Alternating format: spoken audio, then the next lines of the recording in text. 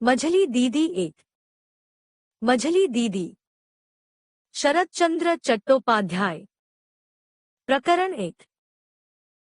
किशन की माँ चने मुरमुचे भून भून कर और रात दिन चिंता करके बहुत ही गरीबी में उसे 14 वर्ष का करके मर गई। किशन के लिए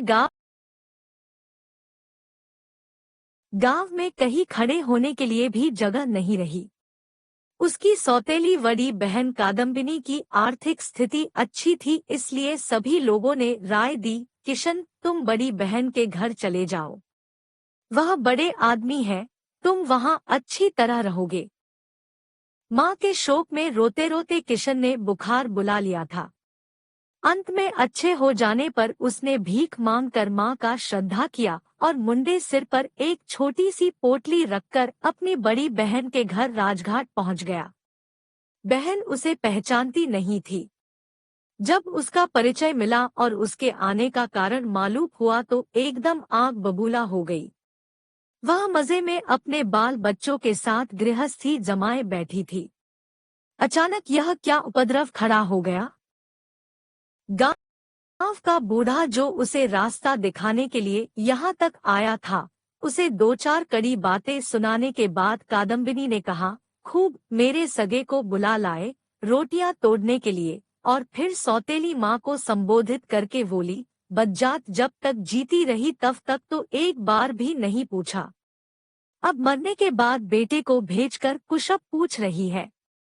जाओ बाबा, पराये को यहाँ से ले जाओ, मुझे यह सब झंझट नहीं चाहिए।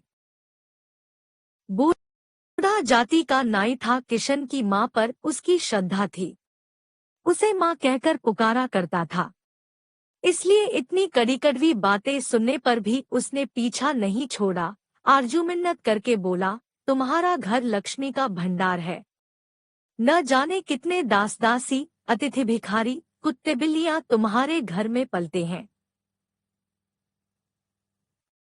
यह लड़का भी मुट्ठी भर भात खाकर बाहर पड़ा रहेगा, तुम्हें पत्ता भी नहीं चलेगा। बहुत शांत स्वभाव का समझदार लड़का है। अगर भाई समझकर न रख सको तो ब्राह्मण का एक दुहखी और अनाथ लड़का समझकर ही घर के किसी कोने की जगह दे दो बिटिया। ऐसी खुशामद से तो पुलिस के दरोगा का भी पसीज जाता है। फिर कादम्बिनी तो केवल एक औरत थी, इसलिए चुप रह गई। बूढ़े ने किशन को आड़ में ले जाकर दो चार बातें आंखें पोंछता हुआ वापस लौट गया। किशन को आश्रय मिल गया। कादम्बिनी के पति नवीन चंद्र मुखर्जी की धान और चावलों की आढ़त थी। जब वह दोपहर 12 बजे लौटकर घर आए तब उन्होंने किशन को टेढ़ी नजरों से देखते हुए पूछा, कौन है यह? कादम्बिनी ने भारी सा मुंह बनाकर उत्तर दिया, तुम्हारे सगे रिश्तेदार है साले हैं। इन्हें खिलाओ पहनाओ, आदमी बना, तुम्हारा परलोक सुधर जाएगा। नवीन अपनी सौतेली सास की मृत्यु का समाचार सुन चुके थे। सारी बातें सुनकर तथा समझकर बोले, ठीक है, खूब सुंदर सुडौल देह है। पत्नी ने कहा, शरीर सुडौल क्यों न होगा, पिता जो कुछ धन संपत्ति छोड़कर गए थे कलमुही ने सारी इसी पेट में तो ठूस दी है। देह है।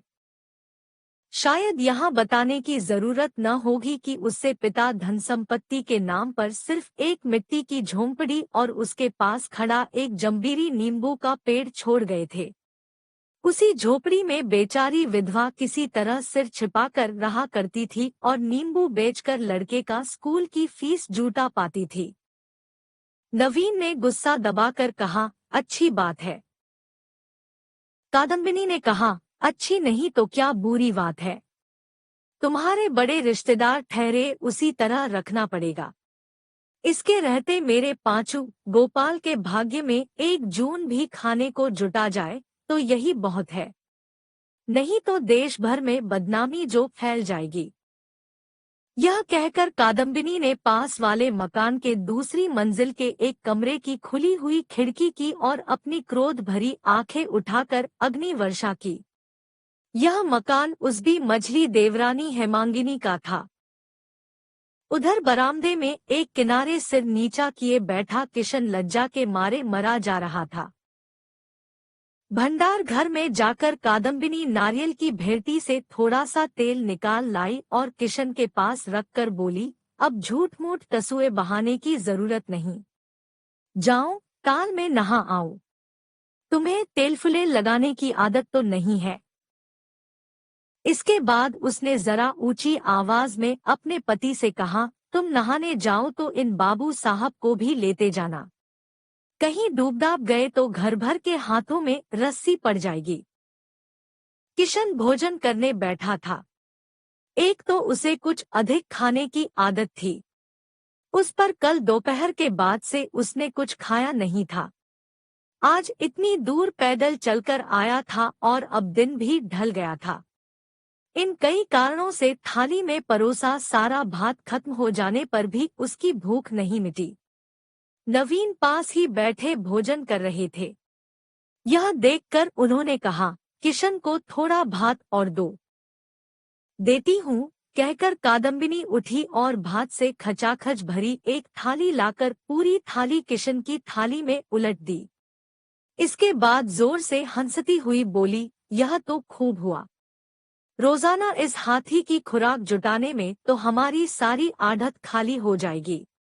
शाम को दुकान से 2 मन मोटा चावल भेज देना, नहीं तो दिवालिया होना पड़ेगा, बताए देती हूँ। मर्मभेदी लज्जा के कारण किशन का चेहरा और भी झुक गया। वह अपनी माँ का एक ही लड़का था।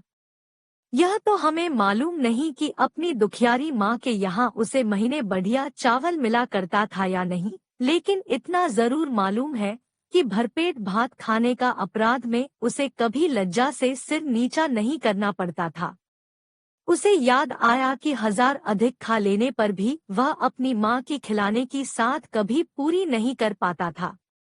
उसे यह भी याद आया कि कुछ ही दिन पहले गुड्डी और चरखी खरीदने के लिए उसने 2 करछुल भात अधिक खाकर माँ से पैसे वसूल किए थे। उसकी दोनों आंखों से आंसुओं की बड़ी बड़ी बूंदें निकलकर चुपचाप खाने लगा। वह इतनी भी हिम्मत नहीं कर सका कि बायां हाथ उठाकर आंसू पोंछ डालता। वह डरता था कि कहीं बहन देख न ले। अभी थोड़ी देर पहले ही वह झूठ मूठ तसुए बहाने के अपराध में झिड़की खा चुका था और उसे झिड़की ने इतने दारुण मातृ शोक की गर्दन भी दबा दी थी।